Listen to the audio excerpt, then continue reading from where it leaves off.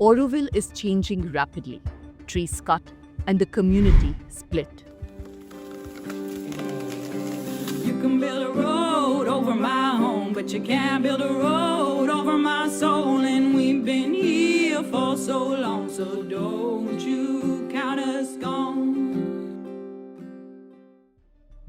Auroville is a spiritual commune, an experimental township where people from all nationalities live together. It's situated in Villupuram district of Tamil Nadu, right next to Puducherry. Over years, Auroville has had its own share of criticism. Why should white people be allowed to have an enclave inside India? Should we allow some form of colonialism to continue? But now, there are other problems unfolding. The union government is instituting rapid changes in ecology, landscape, and culture of Auroville. But the Aurovillians stand divided. Many residents allege that the BJP, through the Government of India, wants to make Auroville a federal enclave. Now, before we go into it, let me remind you that such ground reports don't happen on their own. They require resources because both of us did travel down to Auroville and stay there for a few days to understand exactly what's happening. We cannot do this without your support. So make sure that you scan this QR code and contribute to our reporting fund. And as I keep reminding you, do become a subscriber of the News Minute and News Laundry. Auroville was founded by French-born Mira Alfassa, a spiritual follower of Aurobindo, the Indian philosopher and freedom fighter. Aurovillians call her the Mother. The town was built on a simple idea, a self-serving community united by spirituality. And one rule, Auroville doesn't belong to anyone.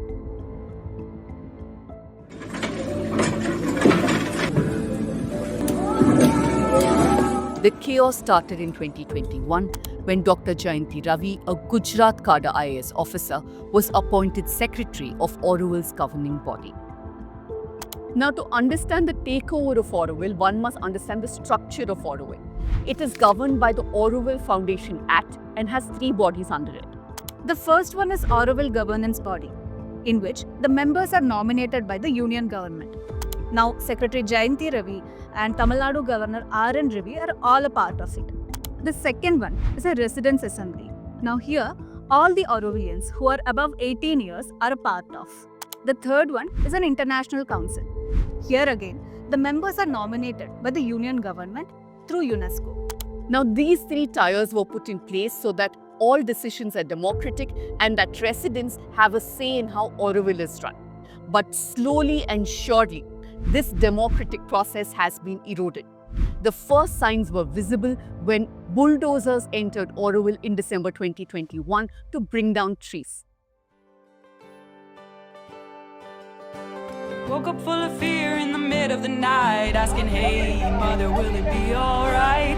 Had a dream about all the people I know. Can we stop this damn circus show? Gathered together, one and all, like a Palmyra, we stand tall. Cause we've been here 56 good years, and it ain't over despite the tears. They suddenly brought JCBs and started flattening the youth center. Although this thing was put on hold, they repeated that thing again. Police came, left, saying that it is an internal matter. And because police was not coming, on 9th of December, they came back with a bunch of hooligans. And this was a major issue. After that, the residents of Auroville started asking not only the questions to the foundation office, but to their working committee at that point, start changing things, speak for us. Things were not happening clearly. Now, why did the bulldozers come? The government says it's implementing the mother's plan. Now, the mother wanted to expand Auroville from 3,000 residents to 50,000 residents. The mother had approved the Galaxy plan by French architect Roger Anger. But for years after that, Aurovillians debated and deliberated over the plan, and they were painfully slow. And this is when the government came in. This rapid construction happening. Roads are being built, buildings are being constructed, trees and shrubs are being cleared. And the result?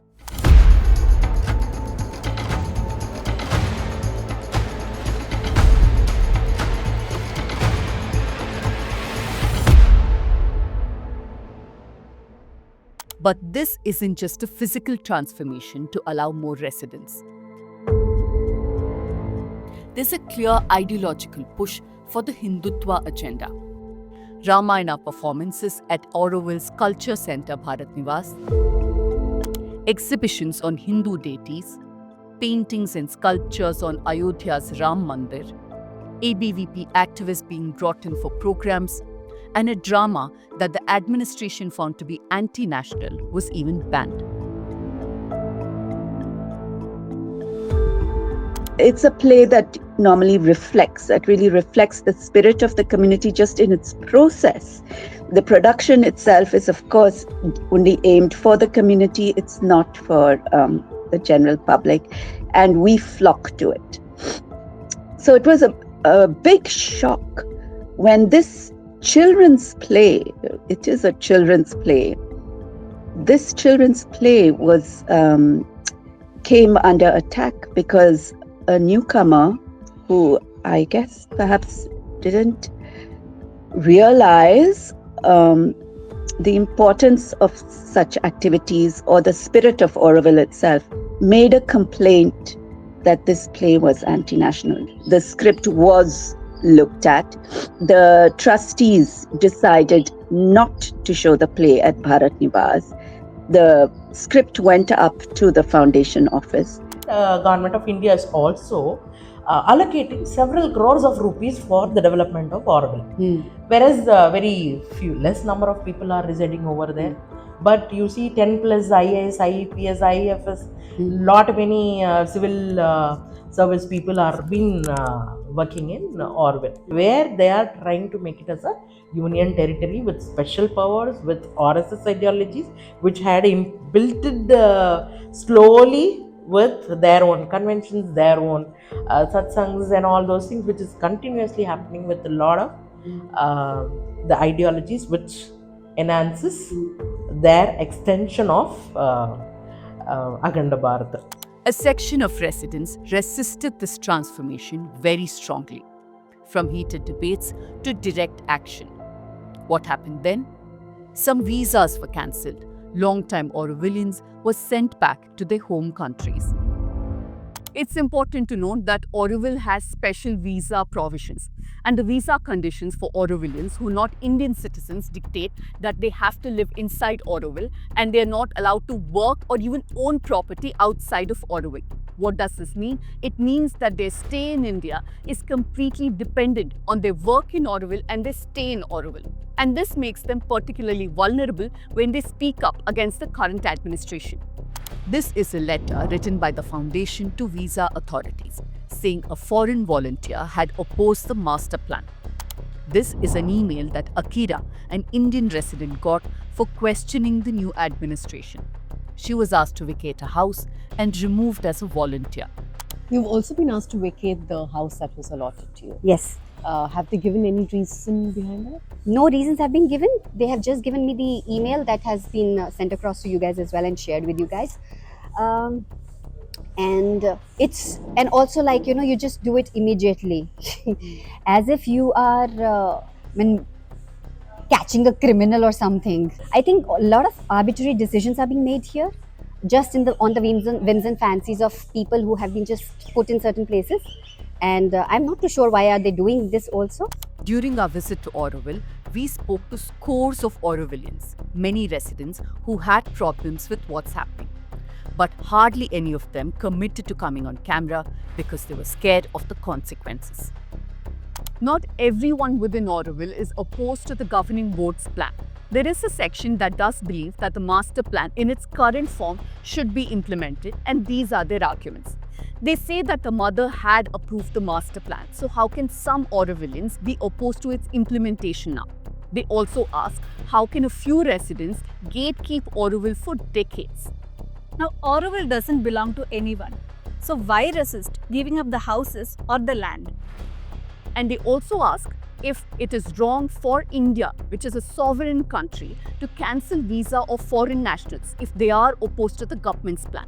There is a certain faction of residents who have been fighting, and like he said, they have all been part of that. We've been part of committees inside. We've been pushing our way up, saying, no, we have to manifest this plan. So it has not been completely standing still. There are a few projects here and there which have just, burst out and happened despite the resistance. But it has always been a kind of uphill climb. And the internal conflict and resistance is actually the conflict which we see today, which is being projected to the outside world as being a kind of faulty administration or a dictatorship which all the residents are against. This is not the case. It has always been there's a vision. There are residents who came to manifest the vision. There are residents who don't want to manifest the vision. The way Auroville was managed for years did have issues. But for the BJP, this is a golden opportunity to increase their grip by leveraging Aurobindo's legacy and mother's plan. Now, Aurobindo was one of the early advocates of Hindu nationalism. He spoke extensively of the significance of Vedas, the primacy of Sanskrit, and the need for a united India, thus Akhand Bharat. But his followers say that he changed his thought after World War II. He felt that too much nationalism led to wars. But the BJP and the RSS have chosen to focus on particular parts of his writing that suit their political agenda. As Aurovillians were battling it out, the Supreme Court has stepped in. In a recent verdict, the court gave all powers to the governing board. Justice Bela Trivedi, often criticized for being favorable to the government, has said that the functions of the Residents' Assembly are limited solely to advising the governing board on matters related to the residents of Auroville. The judgment has come as a huge blow for the community that was fighting the government of India. The fear is visible. The fear of change, the fear of losing everything one grew up with. For the ones who were born and brought up in Auroville, it's heartbreaking to see the trees being killed to watch the sudden changes. They say they'll continue their fight. You can build a road over my home, but you can't build a road over my soul. And we've been here for so long, so don't